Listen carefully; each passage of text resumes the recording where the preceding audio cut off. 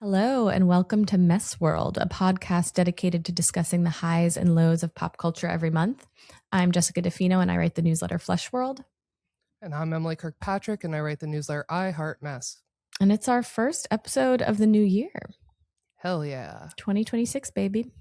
And all of our predictions are already coming true. All of our predictions. We got actually a beautiful comment from a listener, I think on Spotify, who was like, I can't believe it. I'm listening to your predictions post, and it's already only 2 weeks into the year, and they've all come true, which was very validating. Because we know it, but it's nice when other people know it. Of course, always. I love external validation. It's so nice. Not just the two of us in this podcast yossing each other. Exactly. Exactly. We're that meme. Well, you've gotten some external validation. Oh, God. For sure. I can't even speak about it. I already got yelled at by the internet. But yeah, the New York Times just wrote a story that is everything I've ever written in my newsletter summarized. So that's flattering. Of course. Flattering as always. Would love the money that comes with writing such an article, but I'm sure it's honestly not even that much. Innovator. It can't be even that much. It's $1 a word, but yeah. I'm a thought leader. You know, I don't have to put pen to paper. I'm leading the intelligentsia. Well, it's so funny because that wasn't even the example that I was thinking of. I was thinking of your, prescient prediction that crack is back. Oh, thank you so much. This has happened to you like multiple times in the span of a week, of 2 weeks. Yes, thank you so much for segueing right into my first topic, which is that crack is back. And if that sounds familiar to you, it's because I already said that it was back in 2024. A long time ago, which is coincidentally right when I was like, oh, there's going to be a butthole beauty category emerging immediately. And these trends just, they came onto the scene in parallel. Look at us now in the midst of the heated rivalry discourse where butts couldn't be hotter. Oh my gosh, yeah. We couldn't be paying more attention to butts. So in that light, crack is back, to be fair, I guess. But I don't know. So basically at the very beginning of January, Vogue wrote this article that was like, well, first of all, they hedged it really, really hard, where they were like, crack could be back in 2026. And it's like, okay, well, is it or isn't it? Because first of all, it's already been back. Anything could be back. Yeah, anything could be back. I don't know. That's so vague and funny to me. But yeah, they said crack could be back. And I was like, okay, this is a weird article since it's been back for 2 years now. And so I was like looking into it and I was like, what's their proof? I'm open-minded. I'm willing to accept it could return again. And all of their evidence is from 2024 and 2025. Yeah. So why the framing of like, it's I don't know. I genuinely don't know, except that they're like looking at runways from 2025 where it's very present and they're using all these examples. I genuinely don't know what the argument is. But because they wrote this article, all the other fashion magazines started writing this article of like crack, because it's also very clickbait, right? You talk about butt cracks, people be clicking. They pay attention. So I thought that was very odd.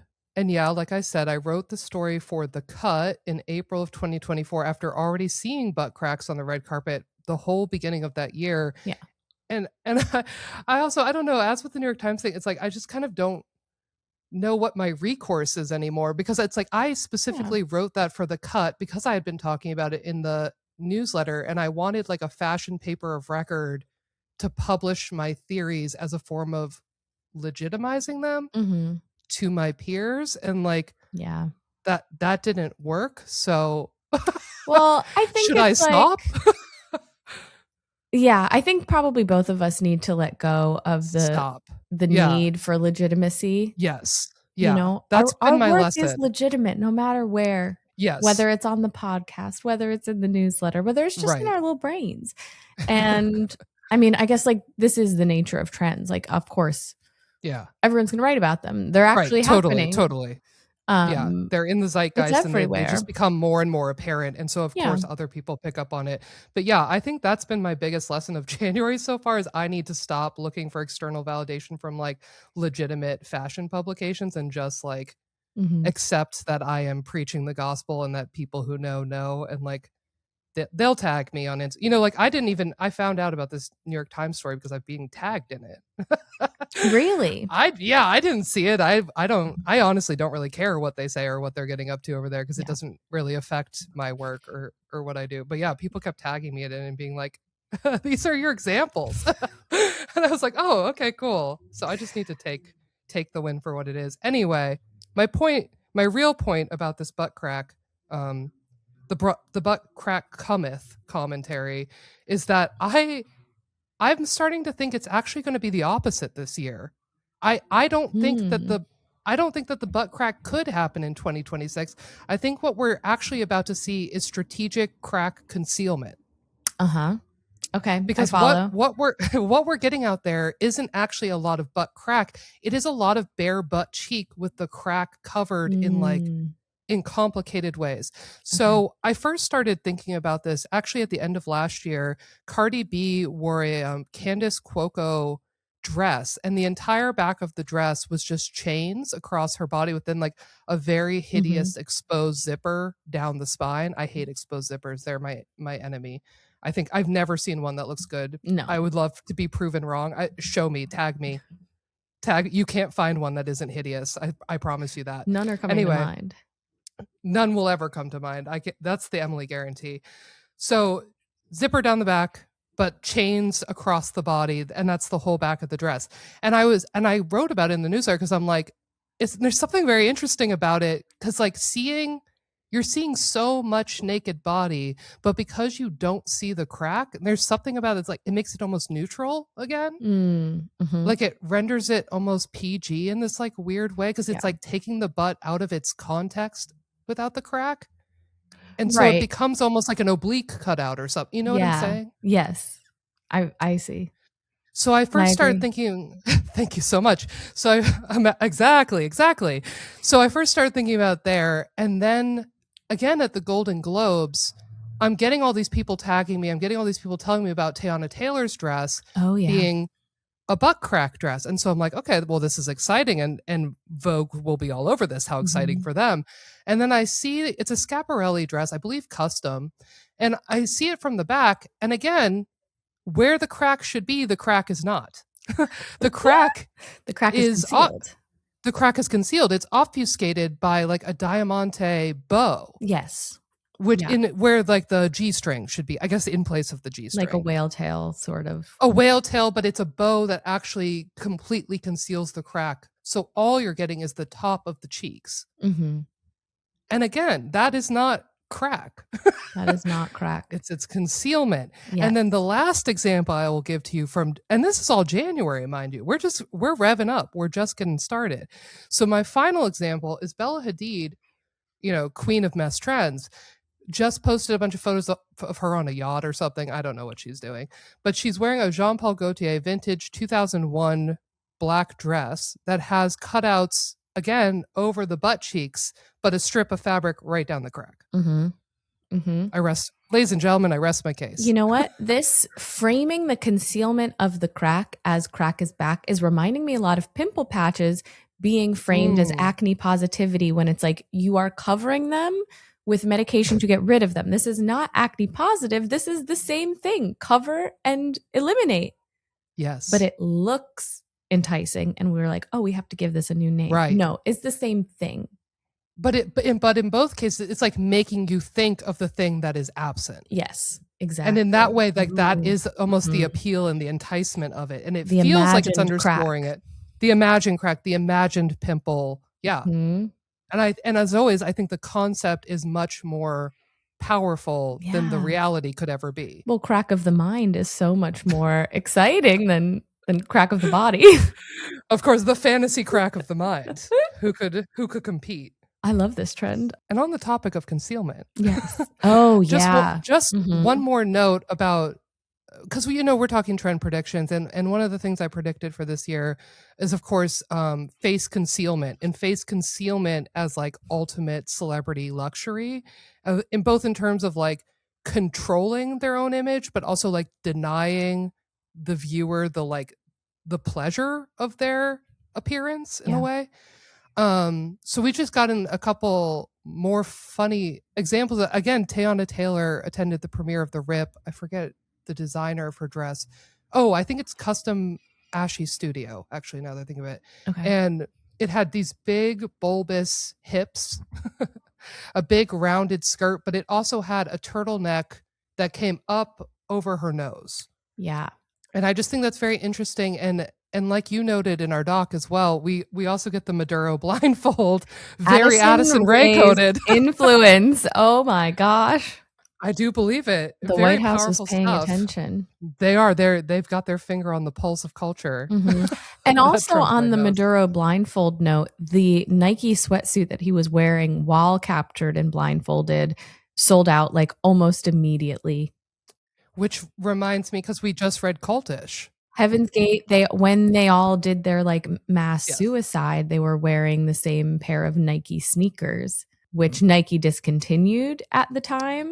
And now do you think no, they will never. We are in a different era, and they will only continue to pump out the Maduro sweatsuit. Because it didn't occur to me until you just said that it sold out. That I'm like, oh my God, do they have to cancel the Maduro sweatsuit? No, they're going to profit off of it. If anything, they're going to create an advertising campaign around the sweatsuit. Bleak stuff. But yeah, Addison Rae really called that. Yeah. And anyway, I was just thinking, I think that the face obscuring stuff has also just taken on a new resonance this year as we're watching ICE murder people in the streets. Yes. And such a core part of their uniform is intentionally obscuring their face, obviously, because they're doing fascist murder business. Exactly. And they don't want to be publicly identified. But I just think there is, I don't know, the whole thing speaks to this cultural move, I think, as well, to not want to be publicly identified. Surveilled. It's like a reaction to surveillance culture, I would say. Right. And simultaneously an invitation of it, because by blocking the face, you're calling attention to what you're doing. Yeah. It's like simultaneously like inviting and denying surveillance. Yes. And it's like, while it's being used by the Gestapo or whatever, it's also like, I can see culturally, like, we're having this move, I think, this year away from the internet, away from technology, away from social media. And we also have we have created a social media panopticon, right? So I can also see like obscuring your face being a response to if I go out in public, I get filmed. Right. And and actively trying to stop content being made out of you, living your life as a civilian. I see that as well. I don't know. A lot of interesting ramifications, I think. Yeah, there's some really good commentary on the ICE obfuscation of their face and facial features in the new episode of Diabolical Lies. They did an episode on ICE as a public jobs program for failures, basically. Sure. I can't remember the exact way they put it, but there was some good commentary on surveillance and obscuring of the face. So I'd recommend a listen for anyone who cares. And of course, all of this also coming off the back of COVID, right? Where, these same people refuse to wear a mask. Obviously, the irony is incredible and predictable. Completely predictable. Also predictable, Kendall Jenner insisting her nose is real. She is her mother's daughter. Everyone in that family, besides Chloe, is obsessed with a real ass nose with insisting that they have a real nose, even when photographic evidence may suggest their nose has changed over time. I found this revelation to be, again, particularly insulting to the public's eyes and intelligence. Yeah, so basically Kendall Jenner, one of the younger daughters of the Kardashian family, famous model. We know Kendall. She went on an episode of Owen Teal's podcast, In Your Dreams, and said, quote, "I've never had any work done." She did then acknowledge that her nose has seemingly gotten smaller over time, but she credits that to just aging. She said, I've grown into my nose. I know my nose looked bigger when I was younger, but everything else on me grew except my nose. And then that's how that works. And then she said the other thing that has made her nose smaller over time was being on Accutane. So there is some potential truth to this. So like Accutane or isotretinoin basically works by destroying your sebaceous glands. It shrinks the glands so that they don't produce as much oil and therefore don't contribute to as much acne. And the nose has a lot of sebaceous glands. Like our noses are always like the first thing to get like pretty oily, like nose and T-zone.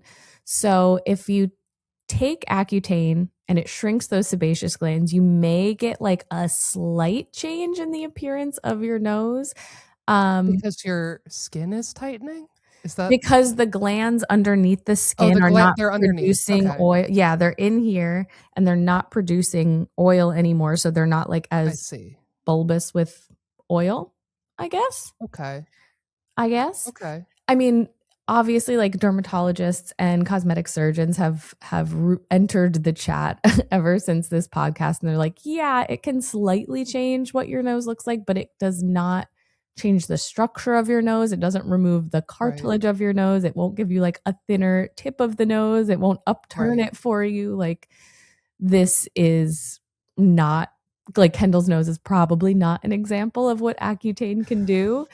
And I guess the only reason I care is that like I really do think that this is going to encourage an uptick in Accutane usage. Like people are already microdosing Accutane for clearer skin. And I think this is, as somebody who's on Accutane, I was on Accutane in my early 20s. And I'm still suffering the consequences. Like my sebaceous function really never bounced back. Some people's does.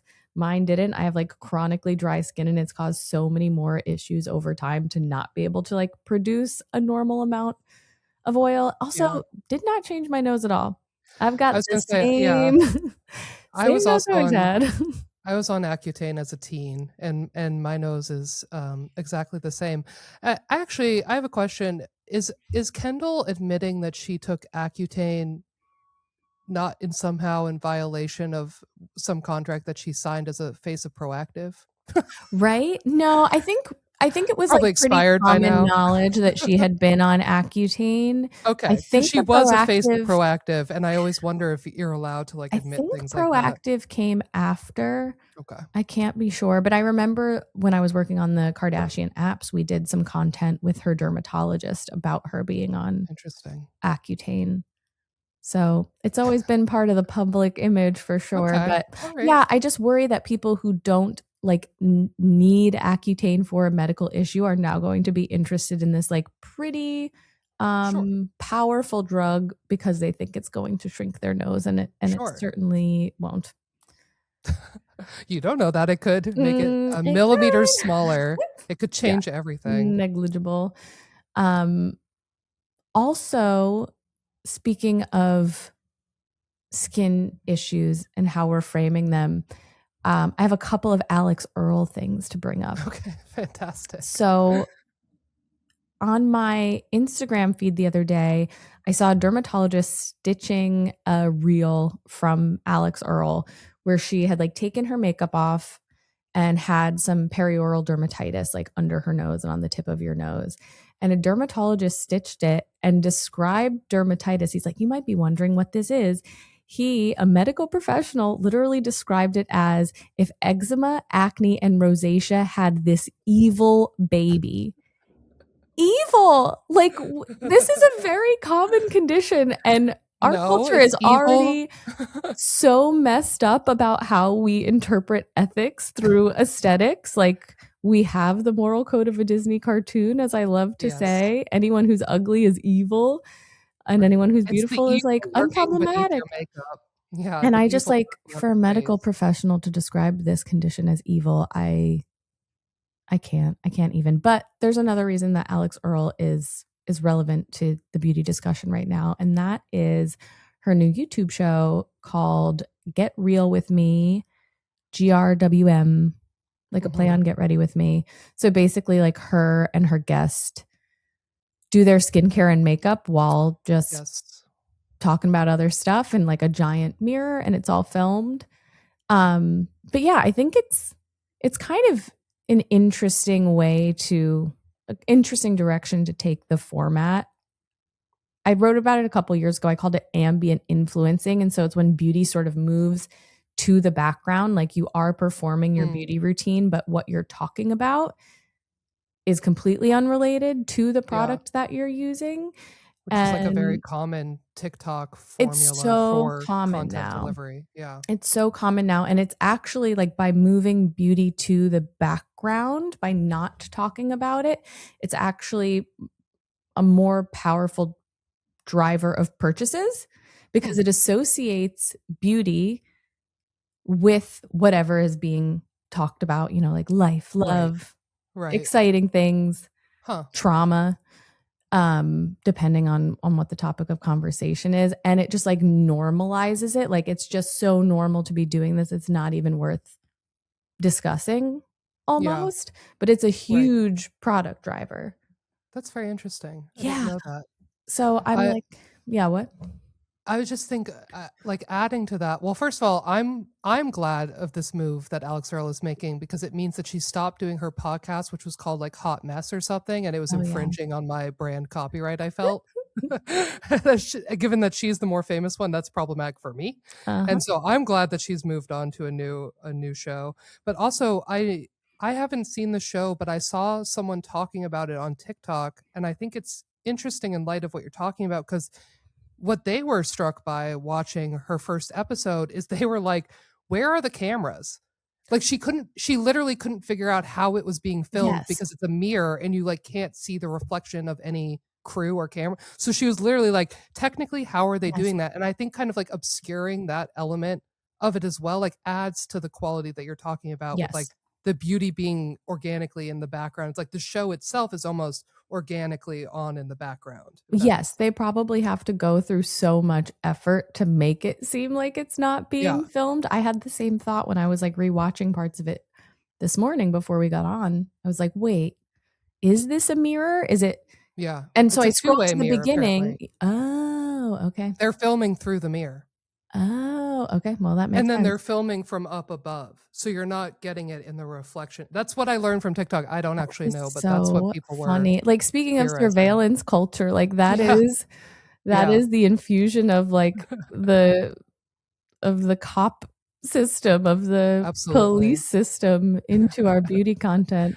That is wild. Into influencer marketing, yeah. Wow. It's pretty wild.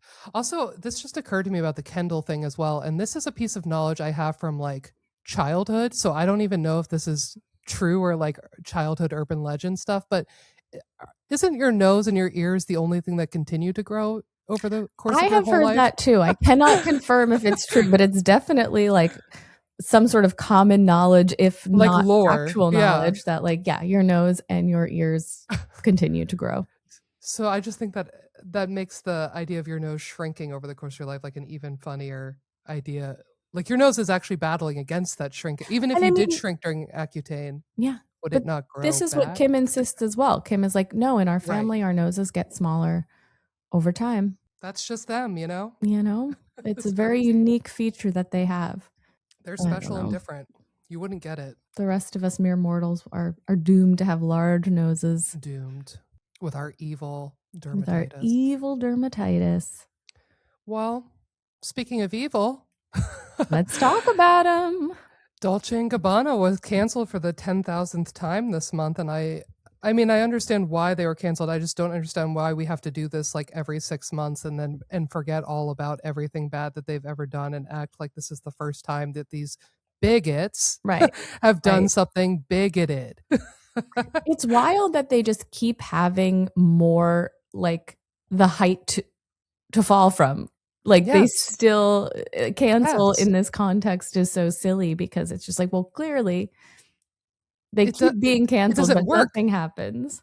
This is what I mean when people talk about like cancel culture for like rich and famous people too. I'm like, it doesn't really exist.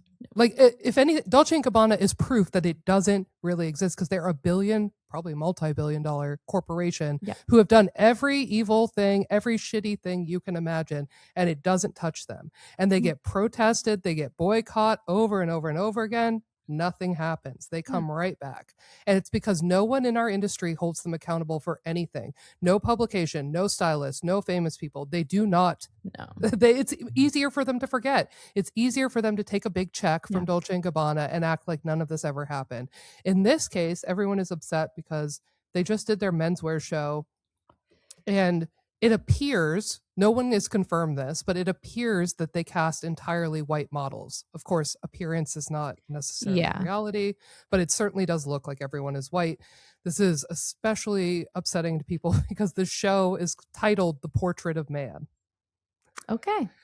suggesting that Okay. only white men are the correct portrait of Are men. the ideal men, yeah. But also, yeah, they're racist. They've shown us 10 million We know different ways this. just how racist they are. So like them casting all white models is not surprising. Also, a fashion brand in Milan, Italy, casting all white models, they're not the first ones to do it. Yeah. They won't be the last ones to do it. Not Like a shocker. let's yell at Prada. Let's yell at Versace. They've done the same things in recent years. Yeah. This is a systemic problem. This is not just a Dolce and Gabbana problem. And I feel like we knew that this was going to get worse, specifically in high fashion spaces. The second the like CEO of LVMH was sitting behind Trump on inauguration day, like, yes, this is the Arnauds could not be deeper in bed with Trump. No. They could not be working more closely and more directly with his administration to do everything that they're doing. So the fact that they're backtracking on all of their body positivity, all of their racial equity, like none of this should be surprising to anyone. This is all part of the plan. This is all part of the process. And Dolce Gabbana just happened to be the worst. I know. And they dressed Melania, right? Like, I feel like the first administration, there were a lot of designers that would not dress Melania Trump. And Dolce & Gabbana always would. Like she was their go-to. Yeah. So this is not shocking. Yes, this is one of the things that I brought up when I was talking about this is in 2016, truly all of these big designers, all of these big fashion houses came out and actually made public statements to Women's Wear Daily saying that they were not going to be working with Melania Trump and they would not be dressing this first lady. And this was a really big deal because that historically has literally never happened. Brands have never, I mean, it's an honor. It's considered a great honor, a great prestige to dress the president or the first lady, right? And all these brands coming out like really made a powerful statement. And one of the only brands who was like flippantly like, no, we're going to dress her. And immediately we're the only brand who dressed her was Dolce & Gabbana. And they were very like antagonistic about it. Like they were, that was also at the peak of Stefano Gabbana trolling. I mean, I think they've since taken his social media away from him. I don't think he's allowed to be on Instagram anymore because of the damage he was doing to the brand single-handedly by the like unhinged comments he was leaving under every post he could find.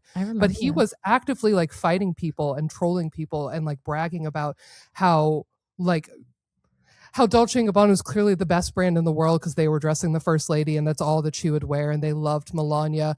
And they made some like freak t-shirt that's not because of your merit. That's because you're the only one. Well, they believe it was because of their merits. They also, I'm trying to see if I have it in my notes. But so because they were the only brand daring to dress the FLOTUS, of course, they became kind of like, once again, a site of like the resistance, you know, so people were being like, don't buy them, don't dress people in them, don't wear them, blah, blah, blah. And so in June 2017, the brand debuted a $245 t-shirt that said #boycott Dolce & Gabbana. Really? I don't remember this. That's wild. Yeah. That's They're so bad. funny. They're bad. They're bad. I don't know how many times I can say this. So I'm, in order to do this segment, I'm literally referencing my own article that I wrote in 2020. So it's out of date by 6 years, where I wrote every bad thing Dolce & Gabbana has done. Because for my own sanity, I started keeping track. I had to put it all in one place because I feel like I'm losing my mind because we're doing this over and over and over and over. And I was like, I just need to be able to reference it in one place for myself. And so I started listing all the bad things they have done. And that was one of them. Of course, at the time I was writing this because they were being canceled in 2020 because of, perhaps you were called Dolce & Gabbana's The Great Show. I don't think I remember the details of this. No. So this comes out of 2020, obviously, and out of them dressing the Trumps. They're back to being like in their mind, I imagine, the enfant terrible of the fashion industry and really like the provocateurs. And so they decide they're going to put on this big, giant spectacle show in China. Oh, yes. Mm-hmm.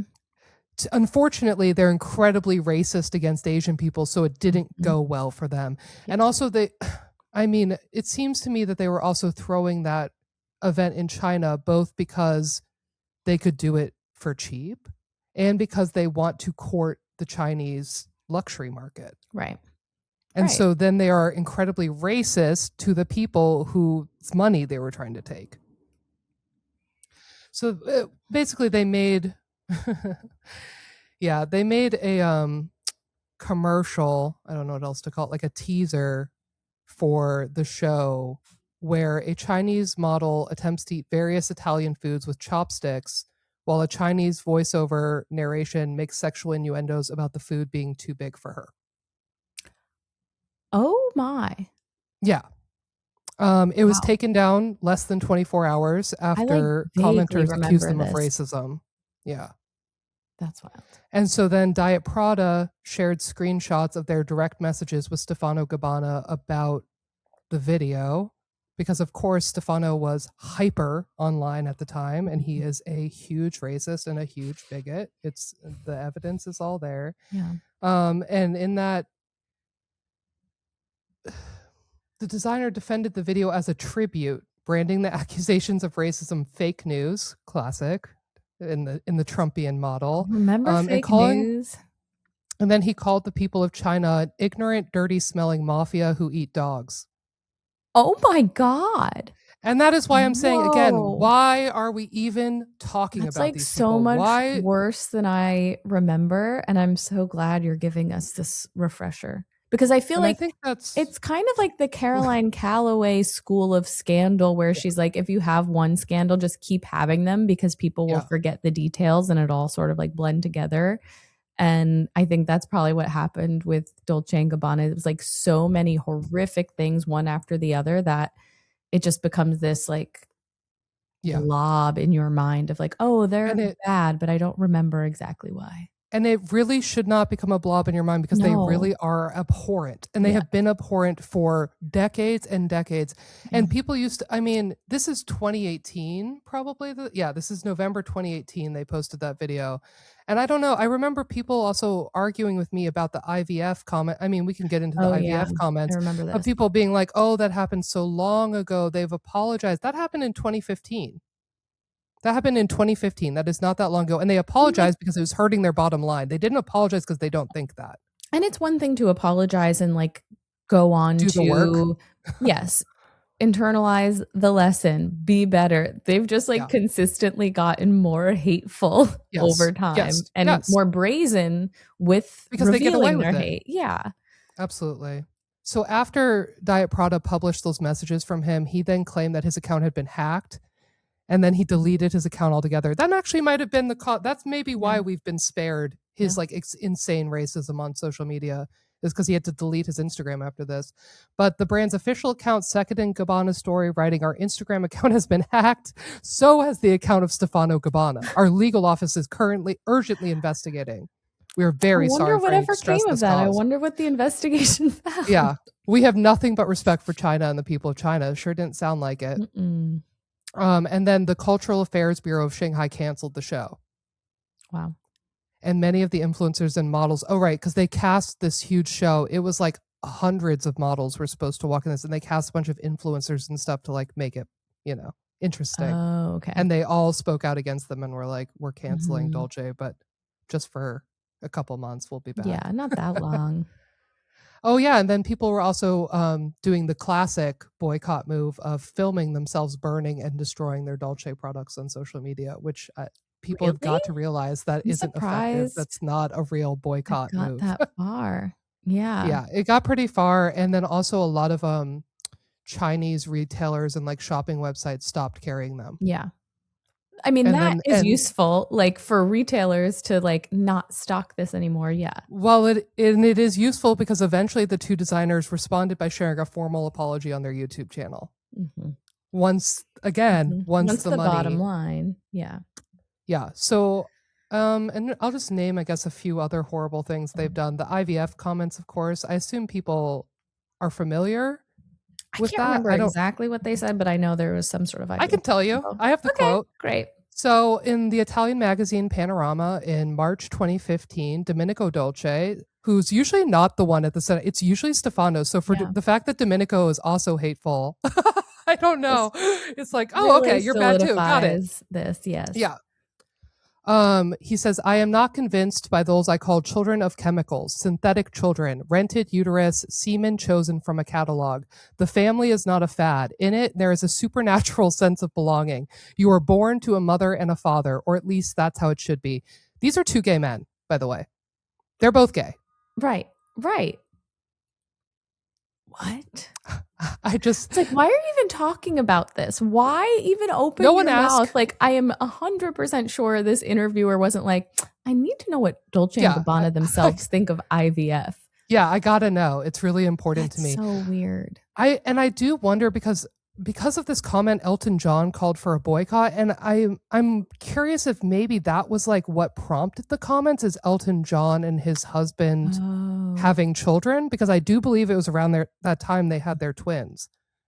Yeah. And so I'm curious if that was it, but in either case, Elton John called for a boycott of them. I'm pretty sure Elton John's wearing Dolce & Gabbana today, so it didn't last long, but yeah. I guess he's a Gucci guy. He's more of a Gucci guy.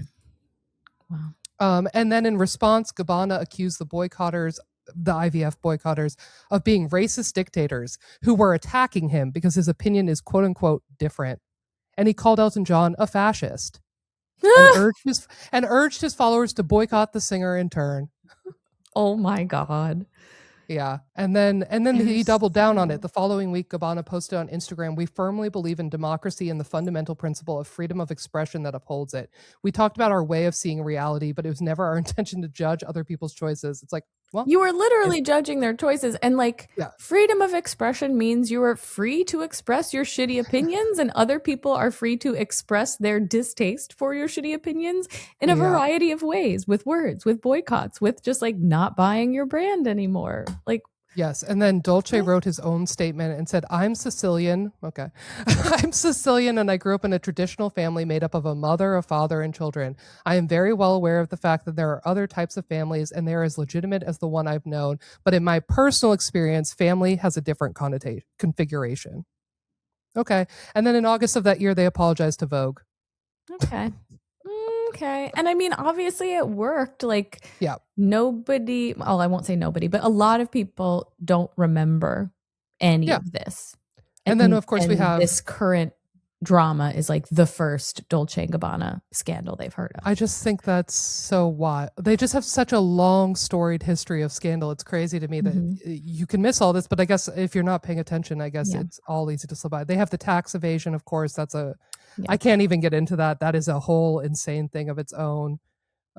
They've always maintained their innocence, whether that's true or not, unclear. They were rude to Selena Gomez. This is actually the one that got them in the most trouble, which I think is crazy considering what I just said about Chinese people and what I just said about IVF. Actually, low-grade scandals. Don't insult our queen, Selena Gomez. Selena is what almost got them canceled for real. So in June 2018, Gabbana left again. I can't believe this is all so long ago, too. Yeah. Yeah. Like, we're only in 2018. I know, it's not that long ago, but you know what I mean? Like, it's a lot for a short period of time to then still just keep on going. Because you're also talking about 2016 through 2018 is the Melania Trump stuff. 2018, and then in the fall. So this is the summer of 2018 that he's doing this Selena Gomez stuff. It's the fall of 2018 that they did the China stuff. Oh. Okay. Maybe I feel like I need to like draw a timeline to like really like this plot needs this to out be for like people. a live matrix, a live document, like updated continually with new Dolce and Gabbana. So June 2018, Gabbana again overusing his Instagram. He leaves a comment. This is the thing that he's obsessed with too at this period of time, is he's leaving these comments on these like weird fan accounts. Like, they're not the celebrity, they're not even like a major, like a Vogue post. They're always like weird ass, like fashion street style accounts. I don't even know how to explain it. So this one is literally, the photo is a collage of every time Selena Gomez has worn the color red. So it's her in like 5 different red dresses. Okay. And Stefano leaves a comment. Yeah, it's posted by the account The Catwalk Italia. Okay. And he writes in Italian, he says, "I proprio brutta." So roughly translates to, "She's so ugly." Yeah. Okay, bitch. Like, Wow. That's also, she looks, so. not that it matters, but she looks fantastic in these photos. There's literally no Of reason. course. Like, I think it I goes without can't even saying wrap that. my mind around, even if you believe that or Yeah, something, what is the motivation to like say it publicly on social media? being Like, evil. Being having hate in your heart, I just think, is the reason to everything say it. about them is so So upsetting. because of the Selena Gomez comment, we get all these celebrities speaking out in her defense. We get Tommy Dorfman comes out, her co-star in 13 Reasons Why at the Right. time, and she writes, "You're tired and over your homophobic, misogynistic, body-shaming existence will not thrive in 2018. It is no longer tolerable or chic. Please take many seats." Nothing happened. Miley Cyrus also commented on the photo, and Miley said, "Well, what that dickhead said, if it's true," I don't know why she said if it's true. I think you can still see the comment on the post. Yeah. I don't think he deleted it. Weird. But she said, "It's fucking false and total bullshit. She's fine as fuck." Like, okay, I think go harder Not at the point. Stefano. Like, Not, even if he was right, calling a truly ugly person ugly, right. according to today's beauty standards, like hateful and unnecessary. Like, it's not Yeah, like, oh, she's right. beautiful is not a good defense. Like, that's not what we're Absolutely. talking about. And in response, Gabbana wrote on his own Instagram account and said, "My name is Selena," in all caps with 3 exclamation points. Hashtag say sorry to me. And then he wrote, "OMFG, hashtag please say sorry to Selena." So he went on to use the hashtag say sorry to me thing a lot. I just remember this personally as someone who was like tracking him at the time. He used that a lot. He was Like, not I don't even understand it. like he's basically making fun of like woke Oh warriors my trying to gosh. it's the same as the hashtag boycott Dolce and Gabbana Yeah. t-shirts. He's trolling like Uh-huh. what he sees as like woke culture run amok. Like he's not allowed to call women ugly anymore. And so he's like, "Say sorry to me. Say sorry to me." Oh my God. Yeah, it's pretty nasty. And actually, this Selena Gomez comment is what I find this very interesting. It's what spurred on Carla Welch. If you know her, she's a very famous celebrity stylist, for those who don't. This is the reason that she started boycotting Dolce and Gabbana, which I find very interesting because she was one of the people at the forefront of the like hashtag resistance, like pink pussy hat movement. Right. But like them dressing Melania isn't what It did says them so commenting much this is what about did it. our cultural priorities of just like, we'll let racism go. We'll let Right. xenophobia go. But if you call Selena Gomez my ugly. queen ugly, that's a Yeah. bridge too far. And get this. So she calls for the boycott of Dolce & Gabbana in 2018, and she does this interview. I can't remember who it's with, maybe Women's Wear Daily or Wall Street Journal or something. And she makes a point of being like, "Oh, like we had Dolce on the rack for this." And I said, "Send it back.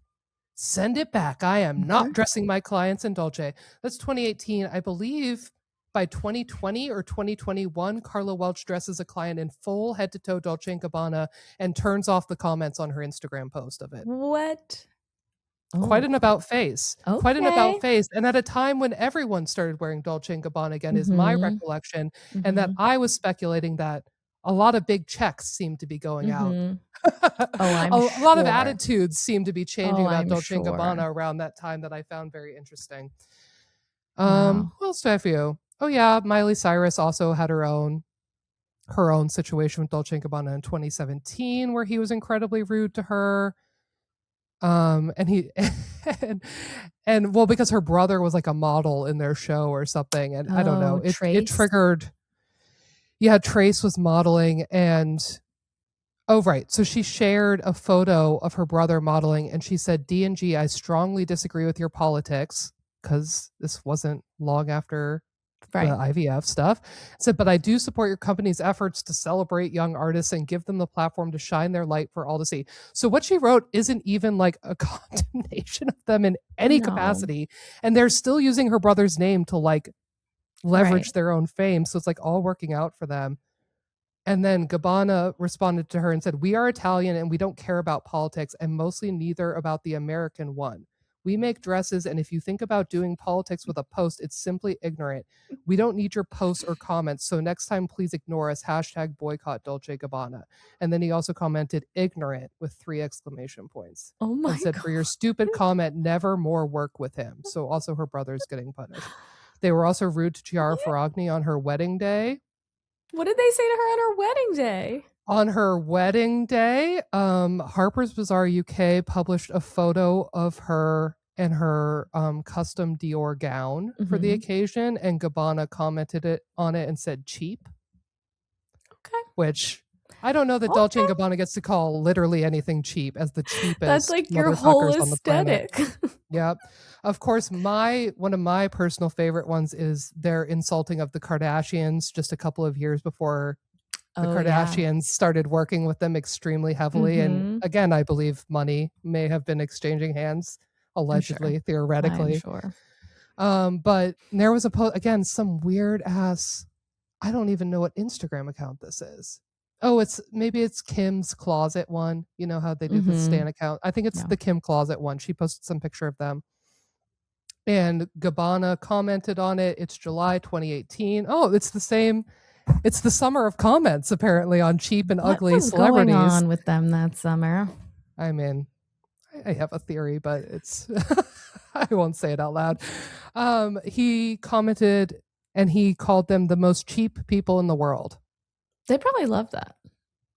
Well, I mean, like 2 years later, we get them sponsoring Kourtney Kardashian's wedding. Yeah. So they certainly didn't hate it. Yeah. And then we get the Kim collaboration with them, of course. So they're the cheapest people in the world, but they sure are good to sell a product, you know?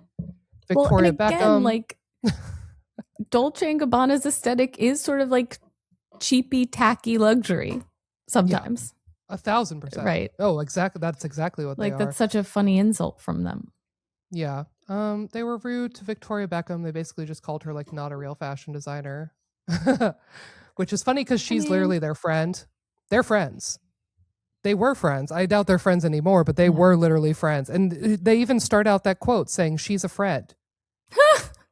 She's a friend, but she's not really a fashion designer, is she? They were rude to Kate Moss. Kate Moss. Yeah, that one wasn't so bad. He just said no on a photo of her. Yeah. Like I don't mind the rudeness. Like if you want to say Victoria Beckham's not a real fashion designer, whatever. If you want to say no on a picture of Kate Moss, whatever.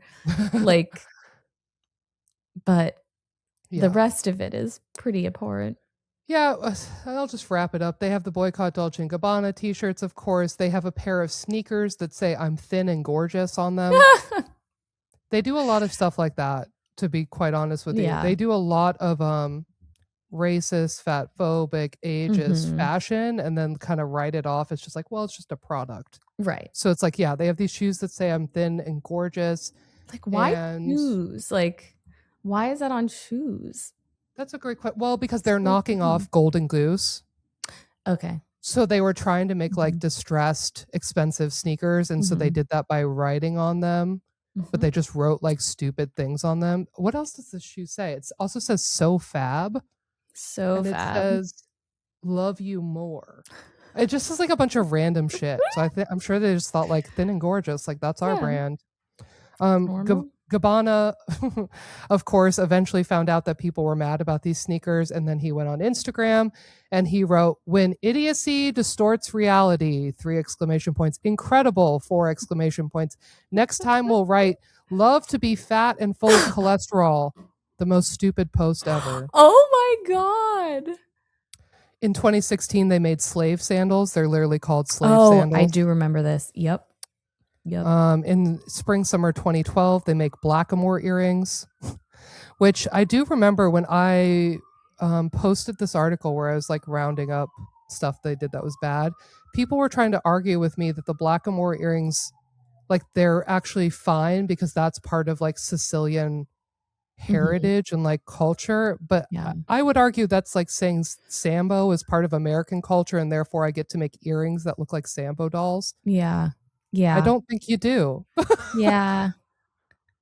I don't know anything about them, but considering the track record of Dolce and Gabbana, It's like I'm it's a gonna say racist this is caricature. probably not in good faith.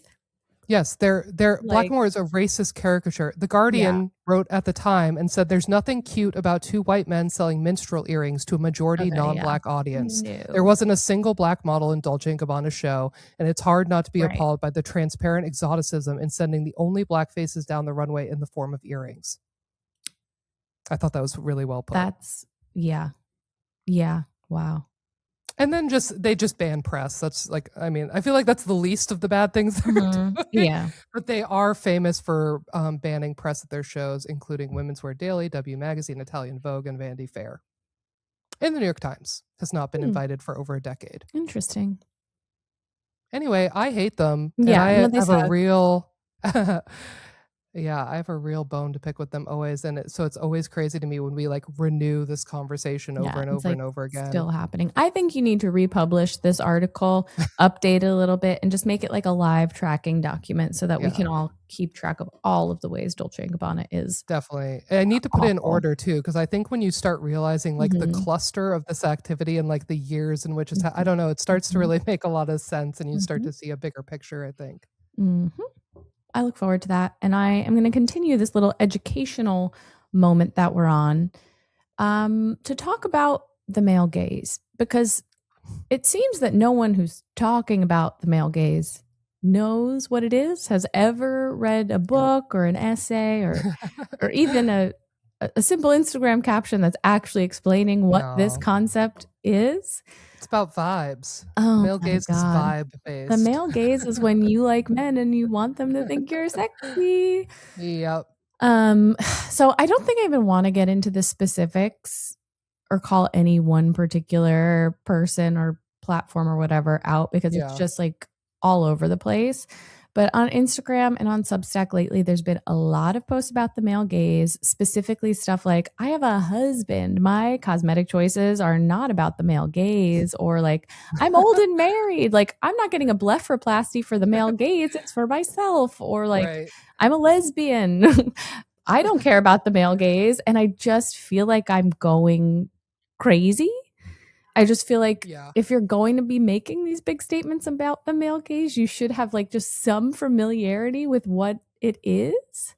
Yeah, but I think it's the same problem as the way we talk about the idea that the female gaze even Oh, exists yeah. is I feel like Right. it's kind of both terms have been reduced to quite literally your gaze. You Yeah, know what I mean? like Like men. literally men looking at you, women looking at Yeah, something. Like, and and that's that's not what not it what means this at is. all. No. Right. So, like a brief overview, the male gaze describes the psychological condition of navigating a male dominated world. So, it's the internalization of the patriarchal ideals that you are subject to that shapes how you view yourself from the inside out, knowing that this patriarchal order is going to be observing you as well. You don't have to be a woman to trying to attract a man to be catering to the male gaze. You don't have to even be a woman at all. Like everyone is subject to the male gaze because this is the It's a world that we patriarchy. live on. Yeah, I We think live in a like patriarchy. I think patriarchal, and I've written about this a little bit before, but I think if we just reframed it in our minds as the patriarchal gaze, it would Yeah. be a lot more clear to people what we're actually talking about here. Like, it's not the preferences of any man in particular, or even the preferences of any man for like sexual reasons.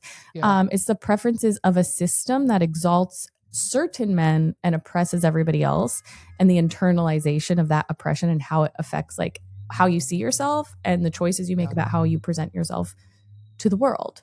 And then, yeah, on your point about the female gaze, like once we have this definition in mind, it becomes like very clear that there is no such thing as the female gaze, because we have never lived in a world that is female dominated, and that this domination shapes the world around us. Like we literally do not know what a female gaze would even be. Right.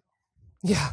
Because it doesn't exist and has never existed. But the way people use female gaze is like, well, this is my preference as a woman. It's what like, women like to look at. This is what women like to look at. This is what women like to do. It's like, but you can't even you can't even know what women No. like to do because you're still affected by the patriarchal conditions of your womanhood. So that preference is still being filtered through the male gaze, Through even if you think that that is originating from you, like and that is millennia your of yes, conditioning. Yeah. right, and it's not right. It's not the man in the house that's like conditioning you. Like right, it is millennia of a society of like how we live. It's the systemic structure of our society. Right. It's impossible to experience anything outside of that. Yes, because this is the soup you've been cooked in. Yes, you're in the So soup.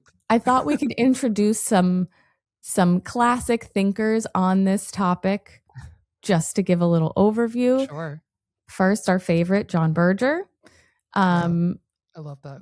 John Berger wrote, How a woman appears to a man can determine how she will be treated. So again, just looking at that, this is not just like sexual desire of heterosexual women and men. To acquire some control over this process, women must contain it and interiorize it. Women watch themselves being looked at. This determines not only most relations between men and women, but also the relation of women to themselves. The surveyor of woman in herself is the male, the surveyed female. Thus, she turns herself into an object, and most particularly an object of vision, a sight.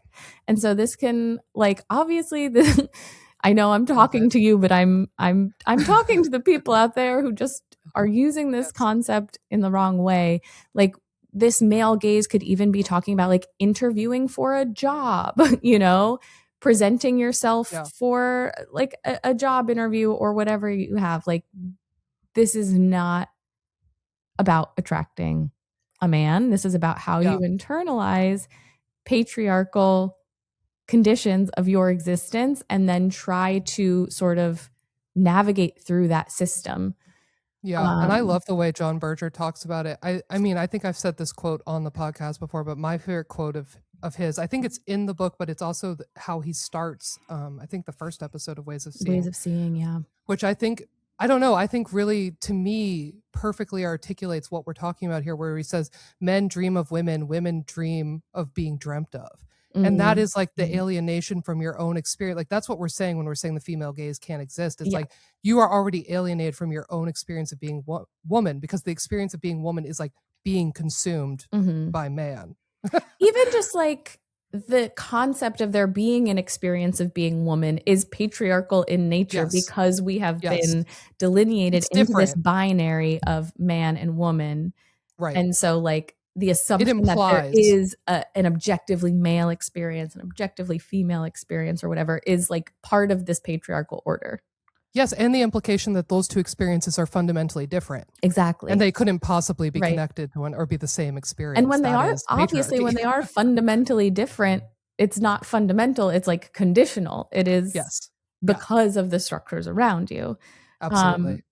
Also, Laura Mulvey, feminist film critic, who really popularized this idea of the male gaze. Specifically coming shortly after Berger's work. Yes. A year, maybe 2 years. Very close to it. And she specifically is talking about the male gaze in cinema and through the camera. And so I think it's like super relevant for the social media era because again, when we're presenting ourselves through the screen and through the camera, this is the sort of a cinema. And I think everybody should read her essay. Obviously, we'll link it in the show notes. Yeah, it's excellent. So some quotes from her. Going far beyond highlighting a woman's to be looked at-ness, cinema builds the way she is to be looked at into the spectacle itself, playing on the tension between film as controlling the dimension of time, editing and narrative, and film as controlling the dimension of space, changes in distance and editing. Cinematic codes create a gaze, a world, and an object, thereby producing an illusion cut to the measure of desire. And I love this dimension of time, dimension of space thing, because of course women are not allowed to exist in either. Like you have to be eternally youthful. You have to be as small as possible, like take up the least amount of time and space as possible. But also just this idea of the gaze of the camera as the male gaze, I think is super relevant to today, especially in terms of the people who have been talking about the male gaze lately. Like, you are influencers, you are brand founders, you're on camera, and you're making decisions about presenting yourself in images. Mm-hmm. And that is male gaze too. Like, totally. And Laura Mulvey is also like speaking. She's part of this is because literally most directors at the time were male, so she yeah, is truly talking about like a artistic medium shaped by men yeah. largely, where women are excluded and women are the stars of it, and yet they aren't the ones making any of this And content. that is social media. Like, this is the Yeah. architecture of men in tech. Yeah. These like tech Right. CEOs, the algorithms they're building, the content they're rewarding. Like, Mm-hmm. you could be a woman directing your own videos or content for your social Yeah. media, but you are keeping in mind the algorithms and the tools that have been built by this patriarchal system of male dominated tech fields. And according to their values and their interests, right? Like, Yeah, exactly. And that's what we mean by the male gaze. Like, everything is structured around male interests, male benefit. Mm-hmm. Like, yeah. So another quote from this Laura Mulvey piece is, as an advanced representation system, the cinema poses questions of ways the unconscious formed by the dominant order structures ways of seeing and pleasure in looking. And I just think that's so what's happening here. Like, your social media is an advanced representation system of what you have subconsciously internalized because of the dominant order, because of the patriarchal order.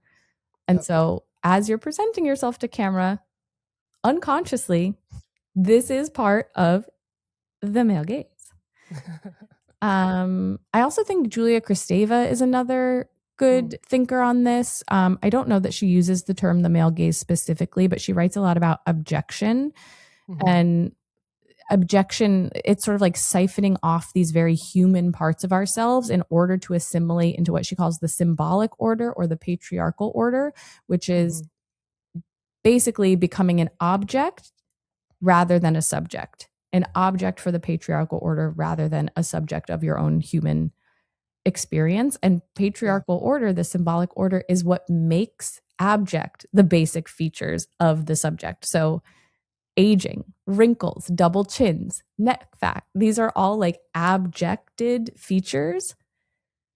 And you don't want to get rid of those things for no reason. You can't want to get rid of those things outside of the male gaze, outside of the patriarchal order, outside of the abjection of the human subject. Yeah. So when you're saying like, oh, I get a neck lift for myself or I get a blepharoplasty for myself, like, there's just literally no way you can make those choices in modern society without it having been influenced by the male gaze. Yeah, totally. I was just thinking, I think that like a good addendum to that Tressie McMillan Cottom quote, like, I like what I like as a capitalist lie, is like, I like what I like as a capitalist and patriarchal lie. Completely. And also on that note, I think a lot of people do have trouble with the term the male gaze today, post like girl boss feminism, post choice feminism. And I also think maybe my concept of the sale gaze is relevant here. So I've been writing about this for years, but you know, if the male gaze is the psychological condition of living under patriarchy, I refer to the sale gaze as the psychological condition of living under consumerism or capitalism. Susan Sontag has written a lot about this. She writes about like decades of unrealistic beauty ideals since the Industrial Revolution that exist to service a secular society that worships ever increasing industrial productivity. So it inspires this sort of self-objectification that isn't concerned with appealing to men, but is concerned with deifying and even identifying with products. So it's this very capitalist gaze where it's like, if you have any sort of issue or you perceive any sort of issue with your appearance, of course, your first thing is like, oh, there's a product for that, or there's something I can buy for that. When like, that's not the only way. Or like, why are you even trying to change that thing? It's because there's a product that exists that could change it. And the existence of the product even like implies its need to be corrected. Exactly. It's very Baudrillard of like, the product contains a question and an answer. Right. So I think like this existence of the internalized sale gaze explains a lot about modern beauty culture. Mm, Like even like wearing logoed under eye patches, like yeah. that's proof of purchase. That's proof of brand loyalty. Like this conflation of self-care and purchasable skincare products. Beauty Mm, standards like blephs, like facelifts, these are marked by and impossible without significant and sustained funneling of money into one's face. Like these are wealth markers. yeah. And this is all part of the sale gaze, which is, of course, related to the male gaze because Yeah. patriarchy, whatever. Yeah. But Yeah. Interesting. yeah, I just feel like no one should be allowed to use the phrase if you haven't just like Googled, just Google a basic definition. Give it a quick wiki. Just, you know, ask. Yeah. I don't know. I don't know. It just like boggles the mind that people involved in the beauty industry have not taken the time to educate themselves Wow. on what they're talking about at all. I mean, this was me. This was me as well many Yeah. years ago, but there has to come a point where you're like, wait, do I know what I'm talking about?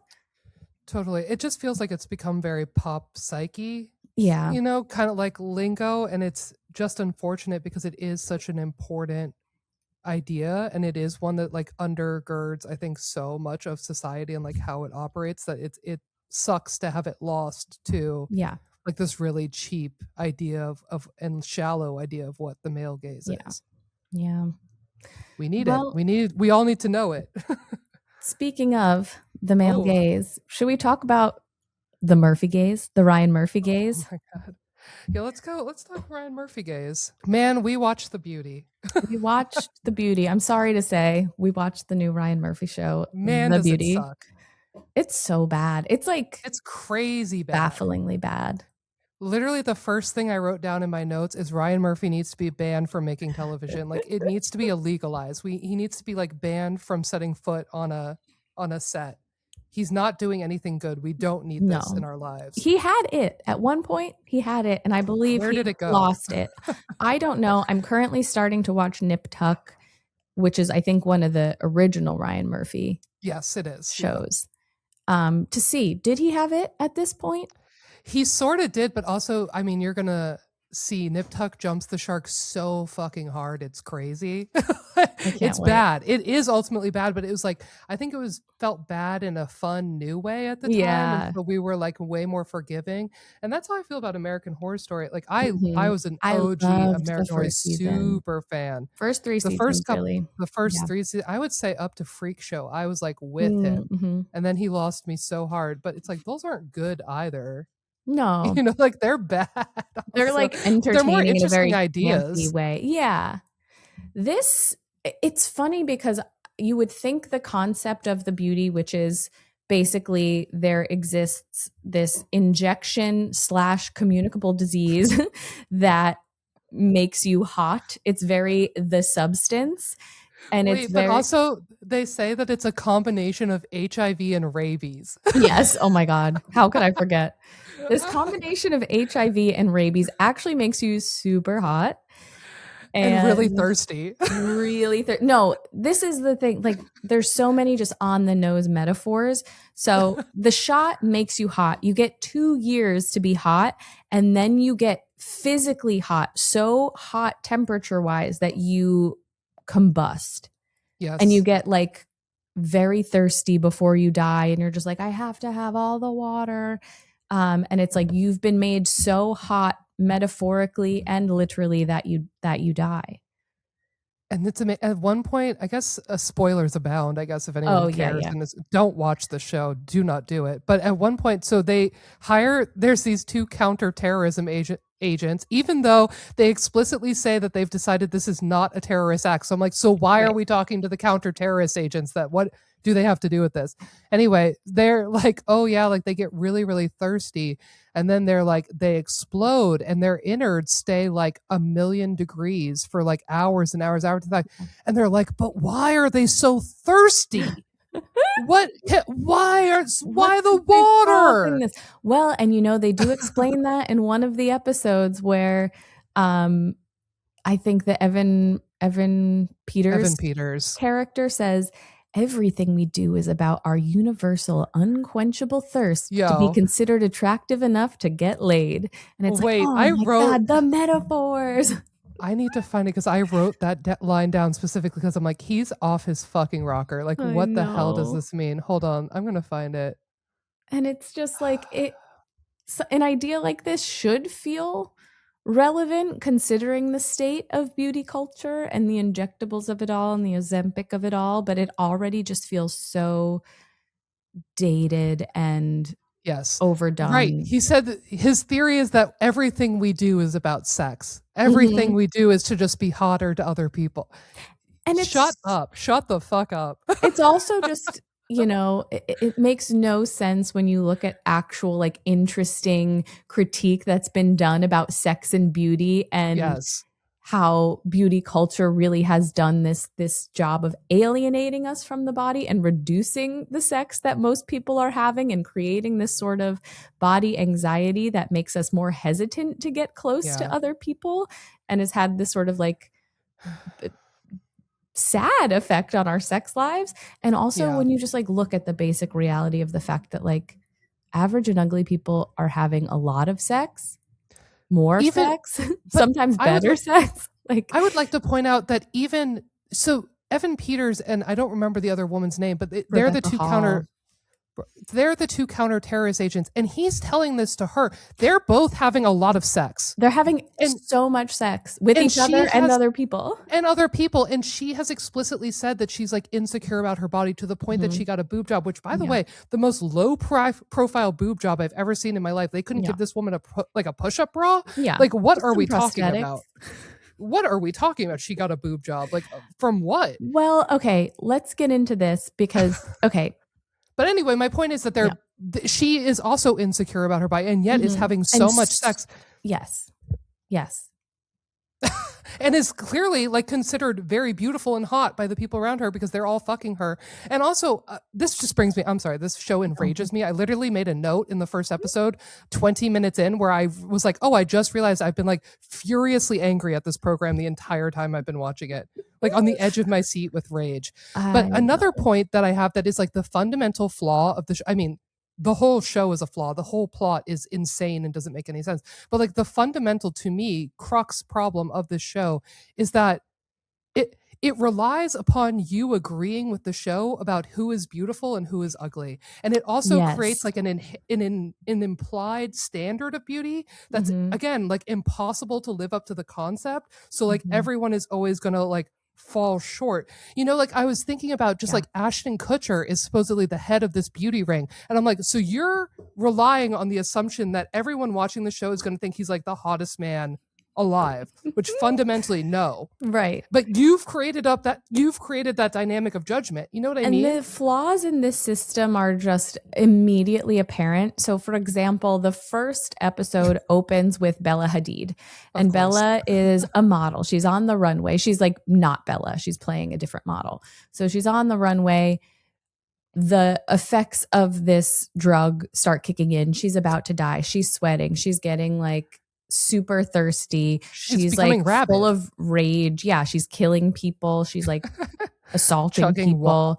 The whole opening necks. To me felt like a commercial for like Balenciaga and Voss water collaboration for a perfume that smells like dirt and sweat and gasoline or something. Like very perfume commercial vibe to me. Well, also my question about the opening is does Balenciaga have to sign off on that? Like, they mention Balenciaga later. They mention Balenciaga specifically later too. Right. So like they've ripped off that runway show. Yes. So the opening scene is a literal 1-for-1 copy of the Balenciaga Spring 2023 runway show, but like a very bad low budget version in my opinion. Like if you look at the original versus what they're doing, like a very shitty facsimile. Also, I think it's funny that they chose the show that Kanye walked in of all the Balenciaga shows in the world. Like, Well, he's redeemed now. Okay. Yeah, right. He apologized, so it's actually fine that they did that now. But I was just curious, like, is that Balenciaga's IP? Like, and because they mentioned Right. Balenciaga by name later and say that this was a Balenciaga show, does Balenciaga have to sign up? Is that an advertisement? Because I it feels have like it to is. assume the show is, I mean, I don't know this. I'm assuming the show is getting money from Balenciaga, from Voss Right. Water, which is featured, Right. from Applebee's, maybe even from Ozempic, The because they, Applebee's commercial. there Oh is my some god, dude. real Applebee's spawn hunt. But Holy shit. wait, my one point before I forget it is like, okay, so Bella Hadid in the opening is the hot model. She has been taken the shot. She's been transformed. This is the hot version of herself. She has no tits, like very small chest. And then later in the show, other people who take the shot that makes you hot, it gives them these giant boobs. Yes. And it's like, Yeah. so who is deciding? How does the sickness decide what Yes. makes a person hot? Like, there is no Yes. continuity in hotness. It's just whatever you didn't have originally. This is which a question I had too. Exactly. Yes, because this is, again, the problem of their own beauty standards that they're creating. Is it's an impossible situation. Because I was thinking about this, because later on in episode 2 and 3, you're getting people who are getting infected with the beauty. I don't know. Is that what we're calling it? I think so. Yeah. In my notes, I kept saying, oh no, they're beautified. I love that. But the problem is they're hot people. They're already very, very, very hot people who are getting infected with the beauty. So then I kept being like, well, what the hell are they going to? Yeah. They're turning into a comparably hot person. The hotness is on the same level post-transformation. It's the exact same level of hot. So I was like, because, for example, one of the people who becomes beautified is the counter-terrorist agent who's insecure about her boobs. So she's incredibly hot. Yeah, she's incredibly hot, but she's over 35. Yes, and concerned about her quote-unquote flat chest, which is not flat. She totally has boobs. They're just not giant boobs.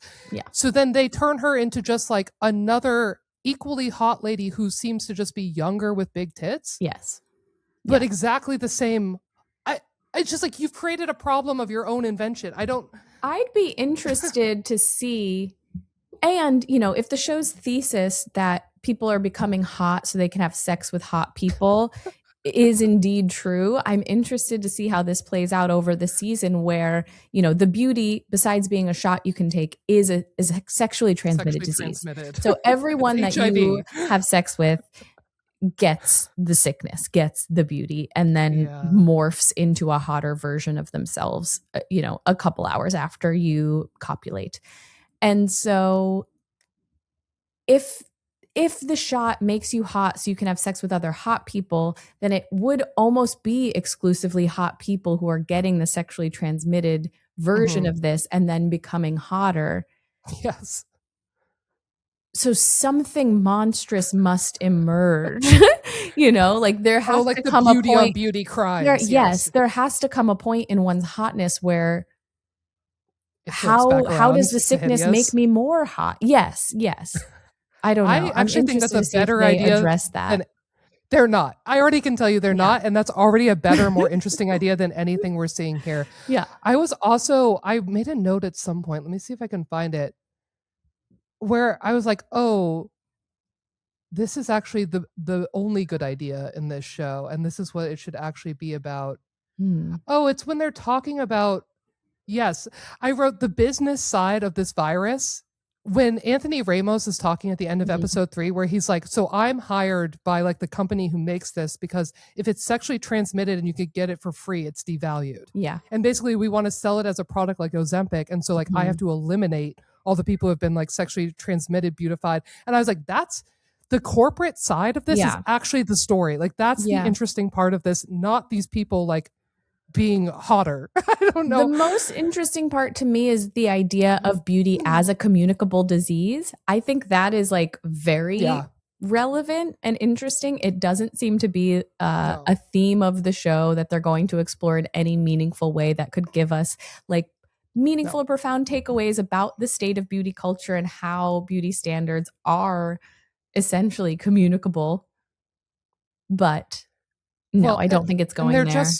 They're also just existing in a fictional realm of beauty and beauty standards because they're also like simultaneously, like, first of all, they're flipping hot people into other hot people, like, already, whatever. They're trying to tell me Ashton Kutcher is the best looking man alive. No, sorry, not Also, happening. very interesting parallel choosing Ashton for this very substance-esque TV show, and his ex-wife Demi Moore was like transcendent in the substance, which actually had a point of view and something to say about. That's another note that I wrote, where it's like, this is a substance knockoff with like no point of view, like no grander message about what it's doing. And also, like, can the substance writer sue for this? Because it literally is truly, he jacked everything from the substance, mixed it up with a little Death Becomes Her, and like called her day, down to the Isabella Rossellini cameo, which I was like, that's kind of the only thing I respect about this show, is including her as an homage back to Death Becomes Her and her being like an immortal.